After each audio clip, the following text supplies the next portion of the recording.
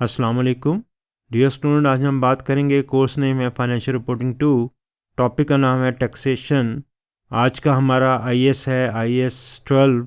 I am here Shujali Khan. बात करेंगे आज यूनिट नंबर 8.3 पे। लर्निंग ऑब्जेक्टिव्स देख लेते हैं। 8.1 में हमने बात की आईएएस 12 पे टैक्सेशन के रेफरेंस से टर्मिनोलॉजीज़ की कि कैरिंग वैल्यू एसेट्स की क्या होती हैं, टैक्स बेस कैसे कैलकुलेट की जाती है, टैक्सेबल टेम्परेरी डिफरेंस कैसे कैलकुलेट किए जा सकते हैं, डिडक्टेबल टेम्परेरी डिफरेंस पीडी के बारे में हमने बात की, हमने अप्रोचेस की बात की, डेफर्ड टैक्स की कैलकुलेशंस की।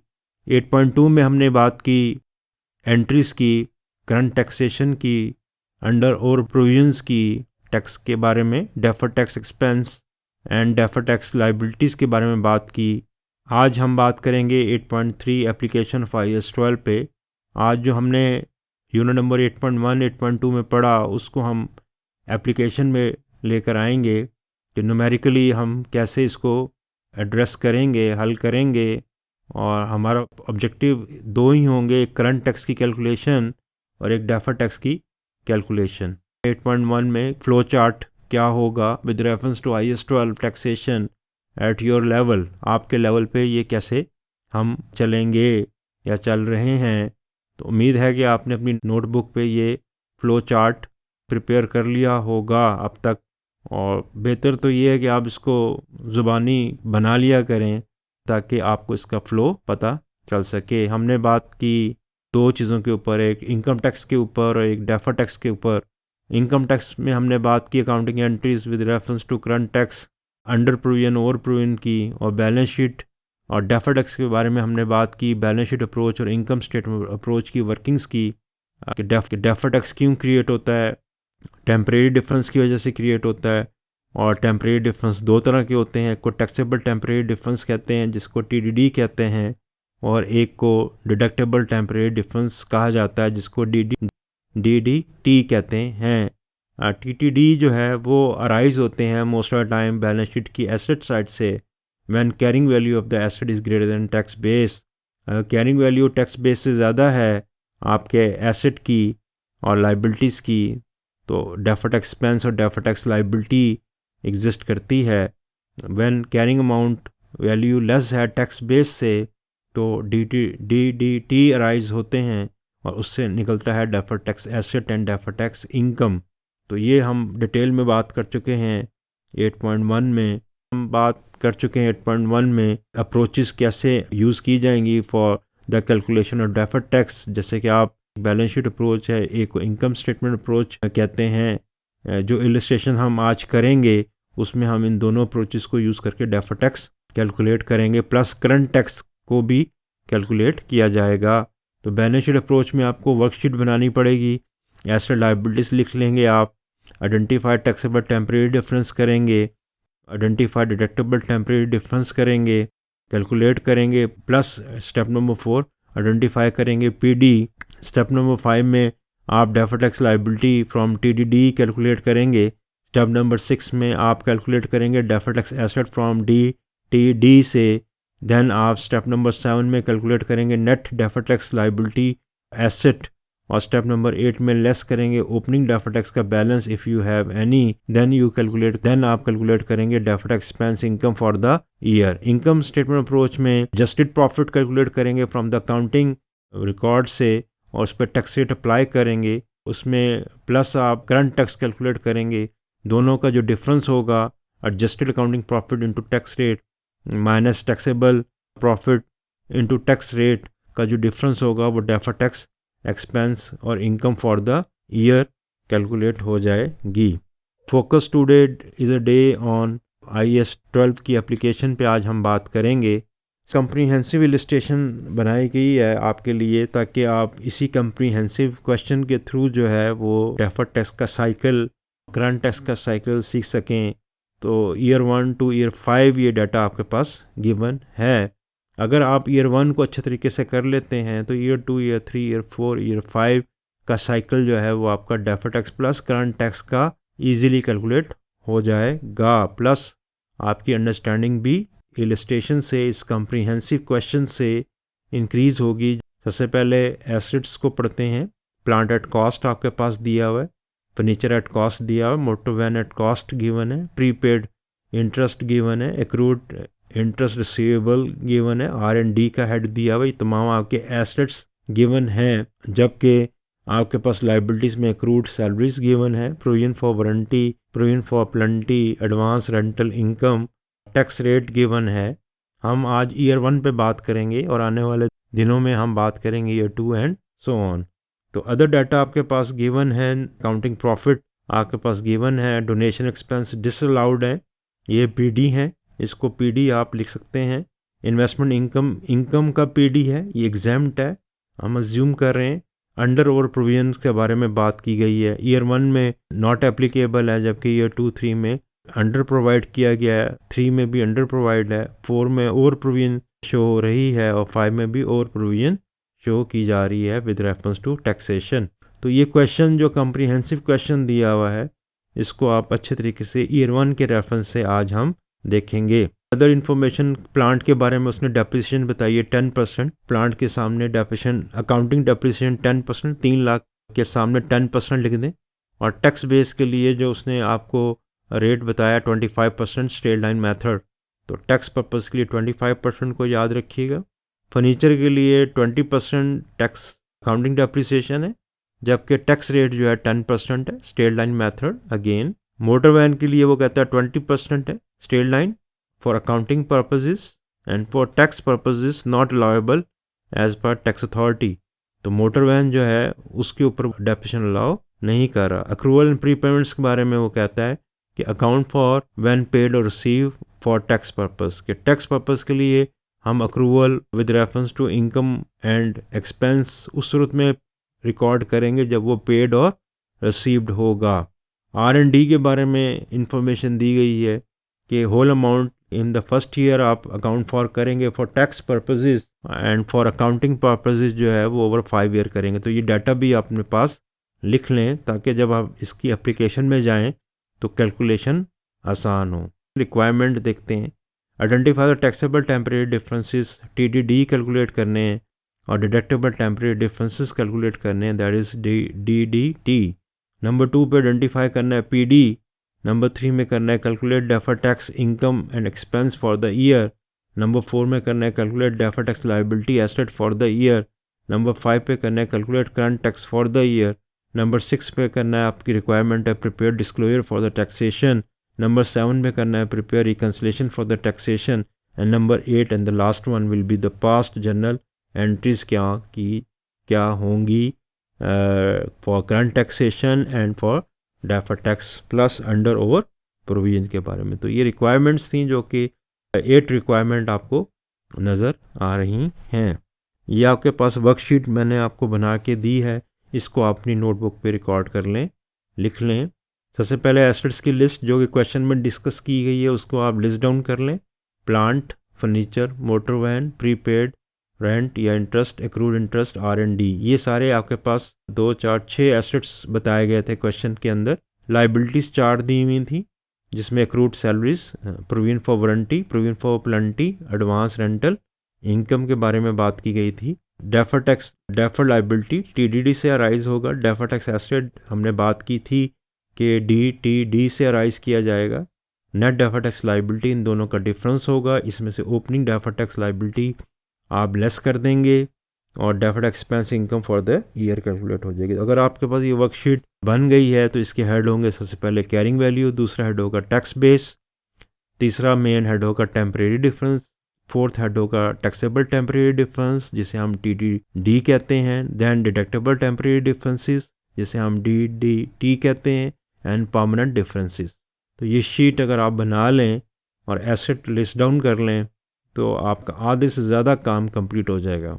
अंडरस्टैंडिंग की तरफ भी हम चले जाएंगे और इसमें बेहतरी भी आ जाएगी। तो वर्कशीट आप अपनी नोटबुक पे बना लें।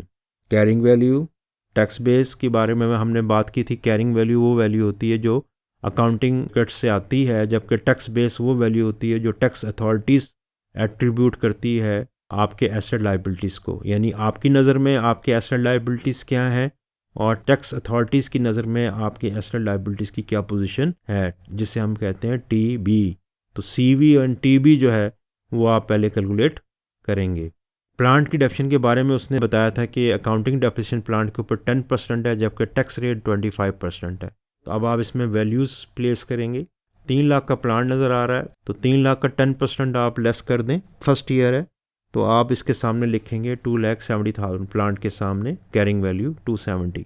टैक्स बेस जो है वो 25% है, तो 3 लाख का 25% आप लेस कर दें, फर्स्ट ईयर है, तो कैरिंग टैक्स बेस आएगी 225। तो पहले 2 कॉलम फिल कर लें। इस तरह फर्नीचर की अमाउंट जो दी हुई है वो अगर आप क्वेश्चन देखें 2 लाख की दी हुई एट कॉस्ट और 10% डेप्रिसिएशन है, तो 2 लाख का 20% अकाउंटिंग डेप्रिसिएशन लेस कर दें, तो ये आ जाएगा आपका 160। तो फर्नीचर के सामने 1,60,000 लिख दें और 10% टैक्स बेस है, तो 2 लाख का 10% ऑफ कर दें, इट कम्स 180। तो 180 आपके पास टैक्स बेस आ जाएगा 10%। इस तरह मोटर वैन के बारे में वो कहता है कि जो अकाउंटिंग डेप्रिसिएशन 20% है, जबकि टैक्स डिपार्टमेंट इस तरह के एसेट पे कोई डेप्रिसिएशन अलाउ नहीं करता। PD है ये आपका, 5 लाख है मोटर वैन, तो मोटर वैन के ऊपर आप 20% जो है वो लेस कर दें, तो 4 लाख की कैरिंग वैल्यू आ जाएगी, जबकि टैक्स बेस जो है वो 5 लाख ही रहेगी, वो चेंज नहीं होगी। उसकी टैक्स बेस में लिख दें 5 लाख। दोनों का जो डिफरेंस होगा वो PDA कॉलम में लिखेंगे। ये टेम्परेरी डिफरेंस नहीं है, ये परमानेंट डिफरेंस है ऑन अकाउंट ऑफ एसेट, तो इसको PDA कॉलम में डाल दें। इस तरह प्रीपेड रेंट जो है वो आपको क्वेश्चन में दिया है 20,000 या इंटरेस्ट 20,000, तो 20,000 लिख दें कैरिंग अमाउंट। टैक्स बेस जो होगी वो 0 होगी। इस तरह एक्रूड इंटरेस्ट रिसीवेबल की अमाउंट दी हुई है 10,000 क्वेश्चन के अंदर, तो इसके सामने आप 10,000 लिख दें कैरिंग वैल्यू।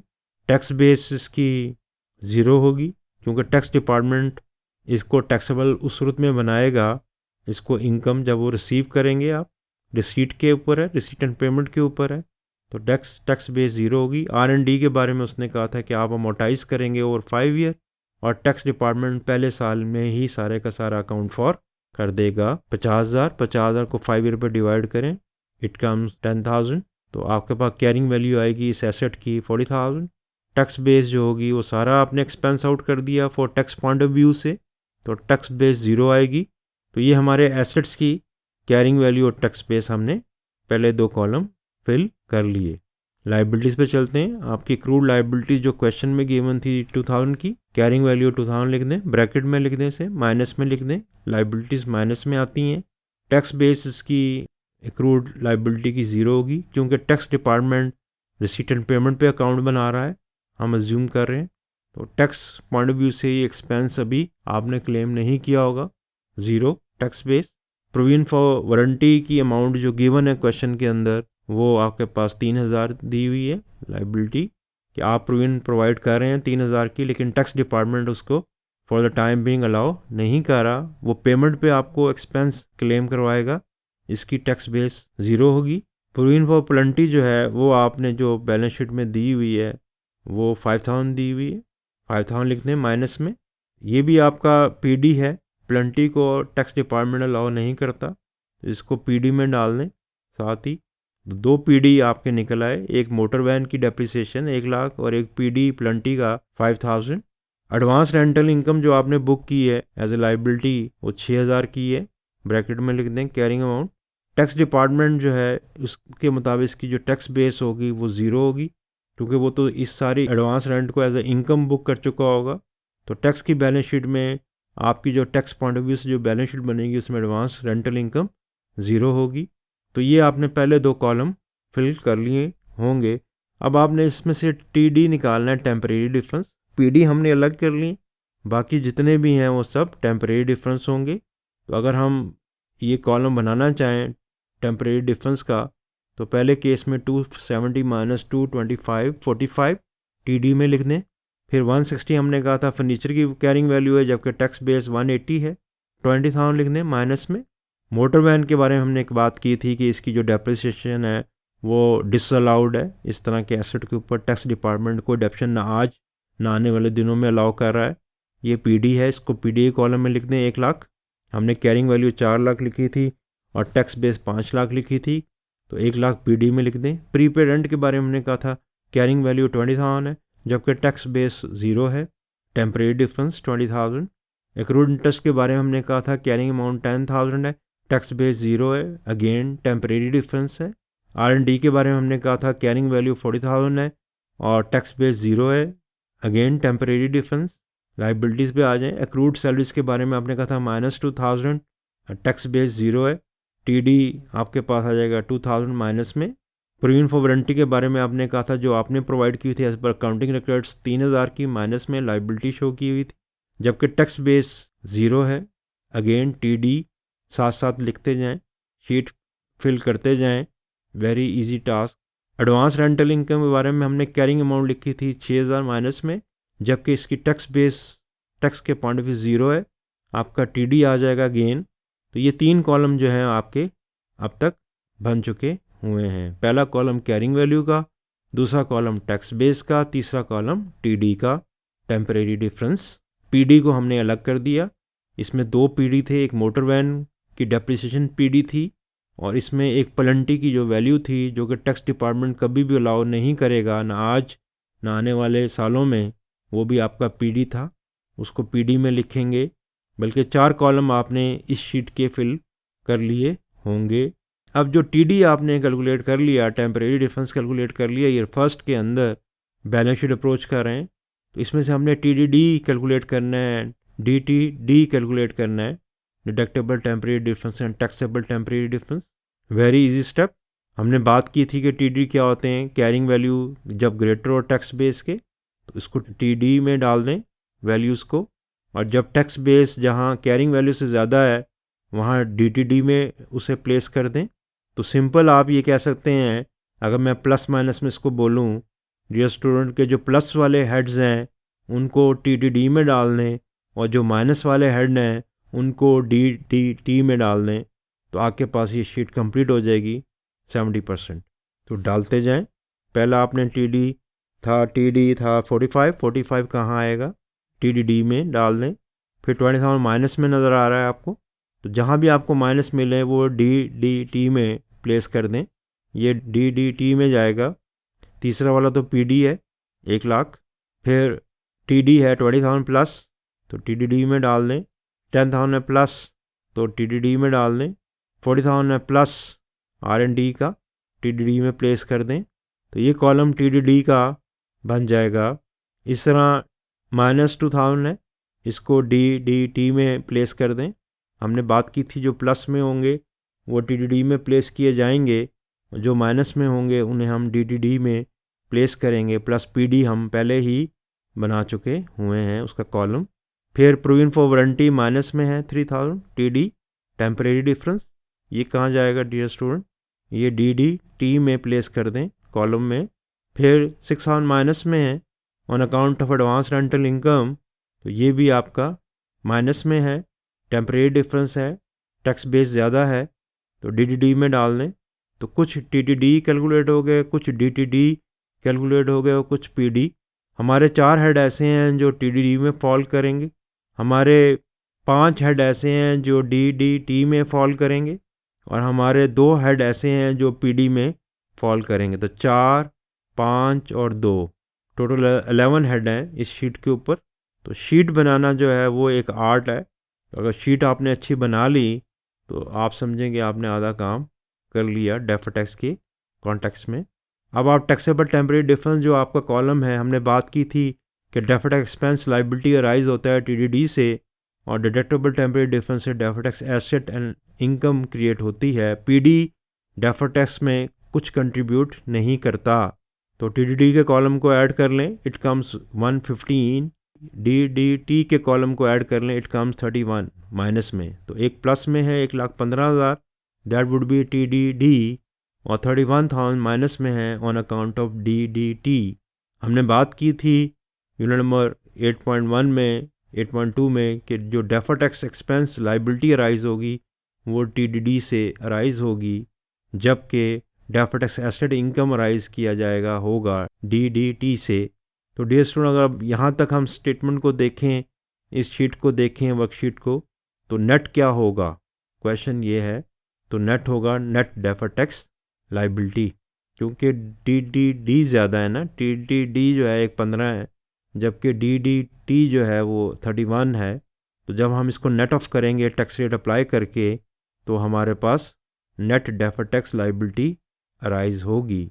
हमारा टैक्स रेट जो है वो है 30%, तो डेफर्ड टैक्स लाइबिलिटी लिख लें जैसे नज़र आ रहा है।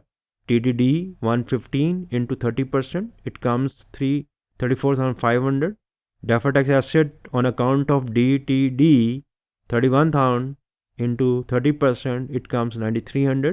Net difference will be on account of net deferred tax liability 25,200, जो कि बैलेंस शीट में रिपोर्ट की जाएगी डेफर्ड टैक्स के नाम से।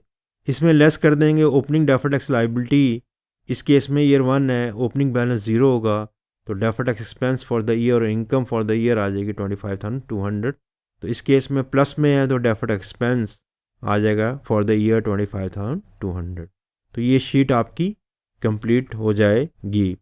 दूसरा हमारा टास्क था कि taxable profit for the year कैसे कैलकुलेट किया जाएगा, कि टैक्स पॉइंट ऑफ व्यू से टैक्सेबल प्रॉफिट कैसे कैलकुलेट किया जाएगा। इसकी शीट भी स्लाइड नंबर 11 पे आपको नज़र आ रही होगी। सबसे पहले अकाउंटिंग प्रॉफिट लिख लें, ये दिया होगा, जैसे इस केस में मेरे ख्याल 2 लाख दिया होगा क्वेश्चन के अंदर। इसमें ऐड कर दें PD depreciation on motor van, accounting depreciation on motor van, ये PD है जो 1 लाख का था, शीट के अंदर हमने PD कॉलम में लिखा था। प्रोविजन फॉर पेनल्टी जो थी, जो टैक्स डिपार्टमेंट अलाउ नहीं करेगा, मेरे ख्याल 5,000, तो 5,000 लिख दें। डोनेशन जो डिसअलाउ कर रहा था वो अदर डाटा में दिया हुआ था क्वेश्चन में 1,000, वो इसके नीचे लिख दें।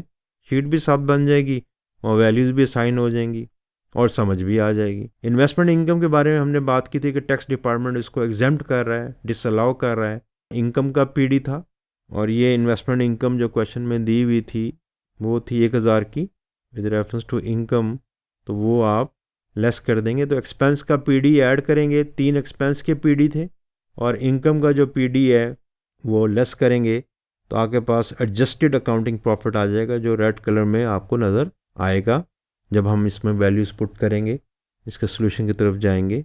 तो ये हमारे पास बन जाता है एडजस्टेड अकाउंटिंग प्रॉफिट 306,000, 3,06,000। इसमें ऐड करेंगे आप वो एक्सपेंसेस जो कि टैक्स डिपार्टमेंट अलाउ करता है, लेकिन फ्रीक्वेंसी अलग होती है, जिसे इनएडमिसिबल एक्सपेंस और इनएडमिसिबल इनकम कहेंगे। तो इनएडमिसिबल एक्सपेंस जो होंगे, जो अभी उसने अलाउ नहीं किए या उनकी फ्रीक्वेंसी अलग है, वो ऐड बैक कर देंगे। अकाउंटिंग डेप्रिसिएशन ऑफ प्लांट जैसे आपने कैलकुलेट की थी 30,000, ऐड बैक कर देंगे, इसके सामने 30,000 लिख दें।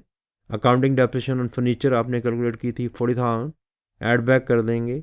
Prepaid rent for the last year जो है वो ऐड बैक कर देंगे। Accrued interest receivable last year का जो होगा वो भी ऐड बैक कर देंगे।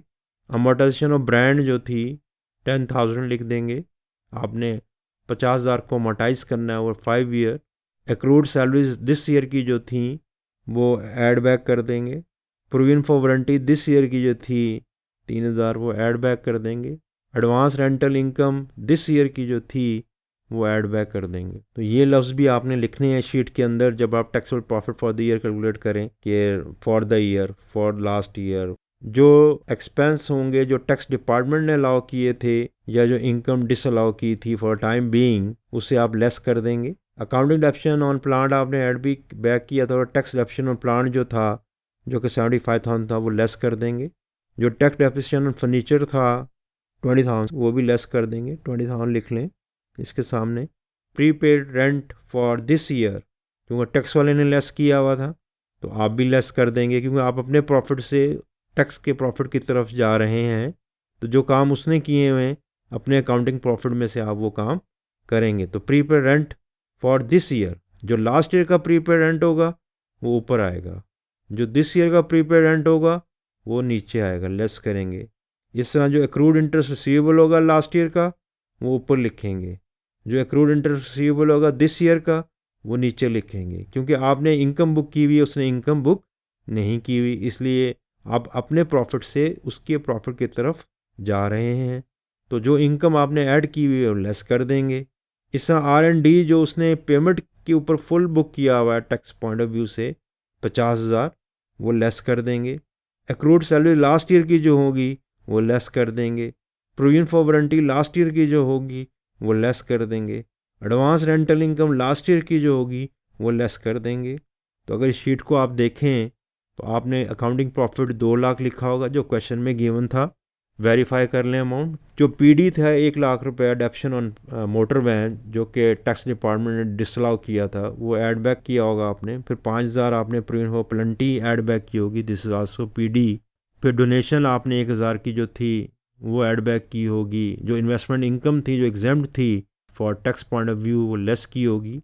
तो एडजस्टेड अकाउंटिंग प्रॉफिट कैलकुलेट किया होगा जो कि इस केस में 306,000 आता होगा। इसका 30% ले लें, इट कम्स 91,800।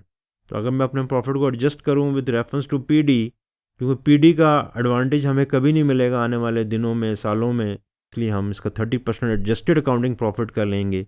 तो हमारे पास टैक्स बनना चाहिए 91,800। फिर आपने इसमें accounting डेप्शन on plant 30,000 less add की होगी। 40,000 आपने अकाउंटिंग डेप्शन ऑन फर्नीचर ऐड किया होगा।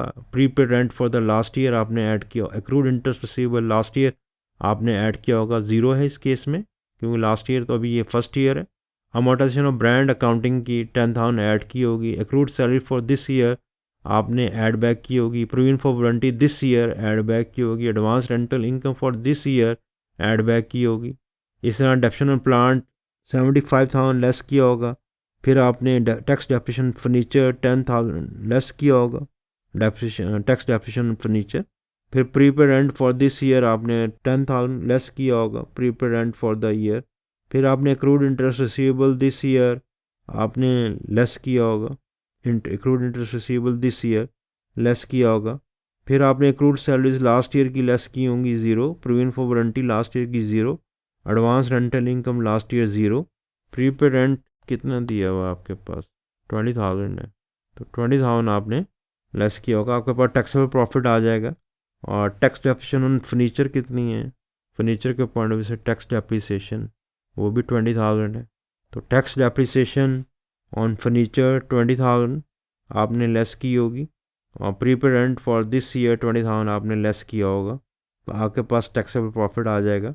आप इस टैक्सेबल प्रॉफिट का 30% चार्ज करेंगे तो करंट टैक्स आ जाएगा 66600, जबकि एडजस्टेड अकाउंटिंग प्रॉफिट का 30% लेंगे तो ये आपका टैक्स आएगा 91,800। दोनों का जो डिफरेंस होगा उसे भी हम deferred tax expense for the year कह सकते हैं, जो कि हमने बैलेंस शीट अप्रोच से कैलकुलेट किया था। तो ये जो आपके पास स्लाइड दी हुई है टैक्सेबल प्रॉफिट कैलकुलेट करने की, इसकी मदद से आप डेफर्ड टैक्स भी कैलकुलेट कर सकते हैं for the year. Adjusted accounting profit का 30% ले लें, टैक्सेबल प्रॉफिट का 30% ले लें। एक तो करंट टैक्स आपके पास आ जाएगा, स्लाइड नंबर 11 पे बात कर रहे हैं इन डिटेल। न सिर्फ करंट टैक्स कैलकुलेट कर लेंगे आप, बल्कि जो डिफरेंस होगा टैक्स एक्सपेंस का फॉर द ईयर और current tax payable for the year का डिफरेंस जो होगा उसे हम deferred tax expense income for the year कह सकते हैं। और ये अमाउंट वही आएगी जो कि हम बैलेंस शीट अप्रोच में कैलकुलेट कर रहे हैं on account of deferred tax expense और लाइबिलिटी। दोनों अमाउंट आपस में रिकनसाइल करेंगे तो इसे इनकम स्टेटमेंट अप्रोच कहते हैं। अगर मैं taxable profit for the year calculate कर लूँ तो एडजस्टेड अकाउंटिंग प्रॉफिट का और टैक्सेबल प्रॉफिट का जो डिफरेंस होगा by applying the tax rate, उसे हम डेफर्ड टैक्स एक्सपेंस लाइबिलिटी कह सकते हैं। तो अगर ये दोनों वर्कशीट्स आपको, अगर इसको आपने अच्छे तरीके से ड्रिल कर लिया है तो फिर तो आगे काम आसान है। थोड़ा देख लेते हैं जो हमने किया, फिर रिक्वायरमेंट की तरफ चलते हैं। तो पहली रिक्वायरमेंट थी आपके पास identify the taxable temporary difference, TDD को आइडेंटिफाई करना। रिक्वायरमेंट पे डीडीडी की बात करनी थी, पीडी की बात करनी थी, deferred expense income for the year की बात करनी थी, deferred tax liability asset for the year की बात करनी थी, calculate current tax for the year की। तो पहली जो 4 रिक्वायरमेंट है वो तो आपको इसी शीट से, वर्कशीट से मिल जाएगी। तो पहली 5 रिक्वायरमेंट जो हैं वो तो ये 2 शीट के ऊपर बेस करती हैं। अगर ये 2 शीटें आपने बना ली हैं तो फिर हम अभी इसको रिकनसाइल कर लेते हैं। Plus requirement number 6 prepare disclosure for taxation, ये हमने बात की थी 8.2 में यूनिट नंबर, और प्रिपेयर रिकन्सिलेशन फॉर टैक्स ये भी हमने बात की थी। इसके जो फॉर्मेट थे जो कि 8.2 में हमने डिस्कस किए on account of taxation, current tax, prior and deferred tax expense कैसे शो करेंगे, प्लस टैक्स रेट की एडजस्टमेंट। पहला साल है, टैक्स रेट की एडजस्टमेंट नहीं है, प्रायर नहीं है, तो सिर्फ करंट टैक्स और डेफर्ड टैक्स आएगा। करंट टैक्स इस केस में अगर मैं इसका नंबर 6 की बात कर रहा हूँ, तो करंट टैक्स इस केस में जो हमने कैलकुलेट किया है वो कितना कैलकुलेट किया था जी, 66,600, और deferred expense for the year जो हमने कैलकुलेट किया है वो कैलकुलेट किया था 25,200। इन दोनों को ऐड कर लें तो ये आपका टैक्स एक्सपेंस का डिस्क्लोजर बन जाएगा।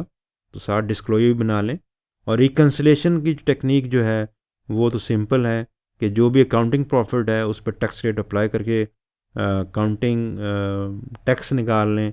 उसमें पीडीज़ की वैल्यू जो है वो टैक्स के हिसाब से ऐड बैक और लेस कर दें, तो आपके पास टैक्स एक्सपेंस के मुताबिक ये अमाउंट आनी चाहिए। तो उसकी भी हमने डिस्क्लोजर, उसका जो हमने फॉर्मेट था वो 8.2 में डिटेल में डिस्कस किया था। तो वो फॉर्मेट भी लिख लें ताकि जब आप इसमें इस केस में जब इसकी प्लेसमेंट करें तो आपके लिए ऐसा मुश्किल ना हो। आखिरी रिक्वायरमेंट थी एंट्रीज पास करें रेलिवेंट, तो 2 ही एंट्रीज पास करेंगे।